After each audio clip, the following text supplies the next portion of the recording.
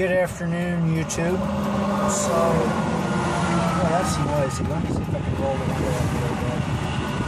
little bit. Today, we have one of the things I tell people about the hardships of driving a truck is the fact that if the truck breaks down, you are wherever the truck is. So if it breaks down alongside, let's say, Interstate 80 in Pennsylvania, just before exit 24, you pull off to the side of the road, you put out your triangles, and you send a message to the breakdown department, kind of the dispatcher, telling them kind of what's going on, and wait for the breakdown department to respond. And so that's kind of what's happening. I was kind of driving down here Interstate 80. I'm on my way to over by Allentown, Pennsylvania. Still got 303 miles to go, but I'm on Interstate 80, and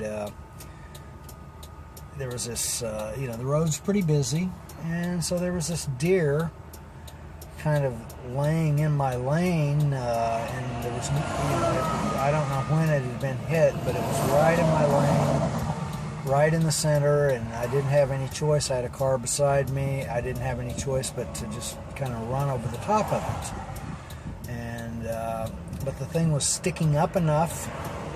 The truck cleared it okay, but the thing was sticking up enough somehow that it caught some of the airlines back in the trailer air brake system back there by the wheels, and it pulled a couple of the airlines loose. And so pretty quickly I had to I knew there was a problem, pulled off on the side of the road here. Actually, there's an exit, so I'm not right in a breakdown lane, but it's not the breakdown lane for the main interstate. I'm on a breakdown lane for the exit.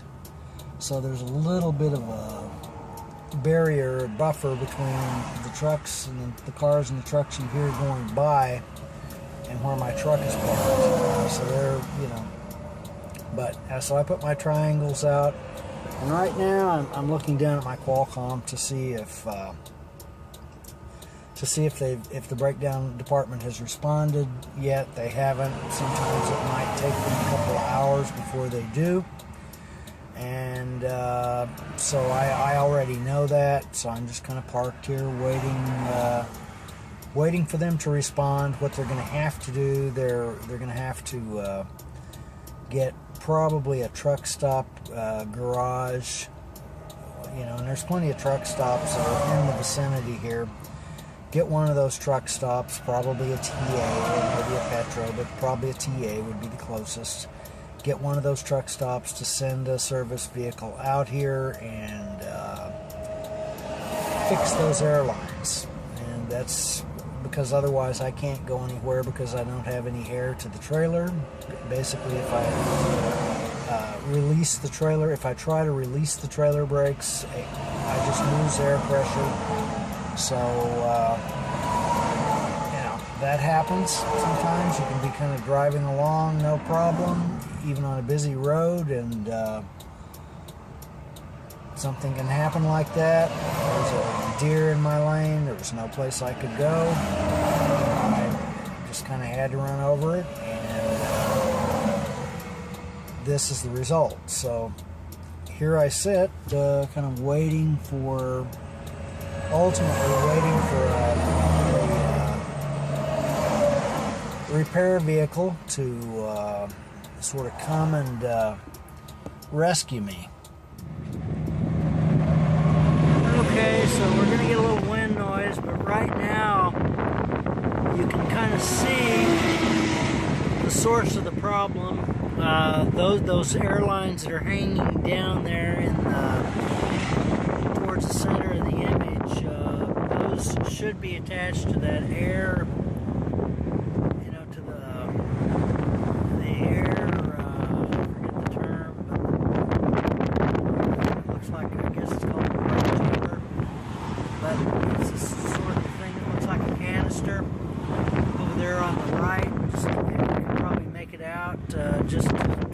shaft of the right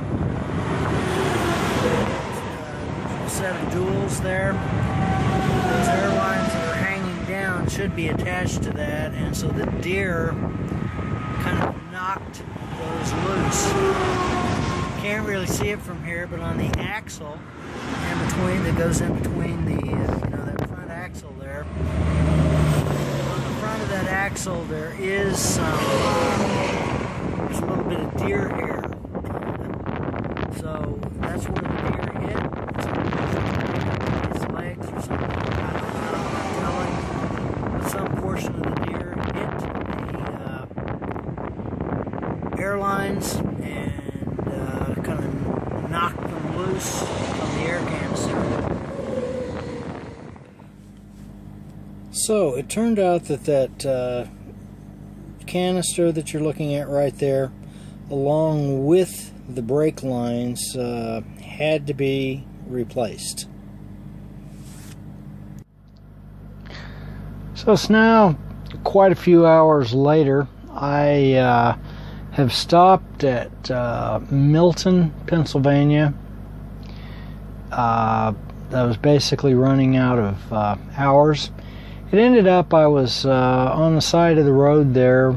By the time from the time I stopped to the time that they finally sent somebody out there to fix the air problem on the trailer, and the time I got moving, it was 6 hours and 29 minutes. Which I figured that it was going to be a lengthy process, and it turned out to be. And that's just usually the way it is.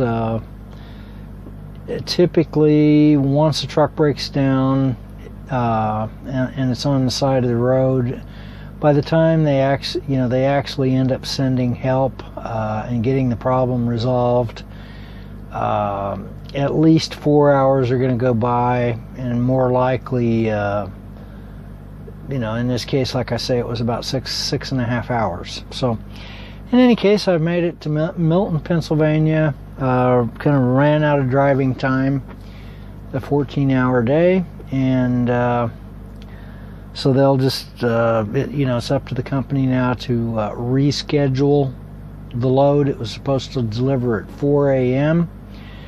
and of course I'm out of time, so no way to get there by 4 a.m. I figure that once the break is over and I'm still probably 2 hours away, I figure allowing a little extra time for any kind of traffic problems, I can probably be there by 2 p.m. or maybe a little sooner than that, but it depends on the traffic, really. So that's the nature of trucking. Some,times you think you're driving along, as I said earlier, you can be driving along and then something happens and you park alongside of the road with a truck that will no longer run for whatever reason, and there you are. So, in any case, from Milton, Pennsylvania, I'll catch you later.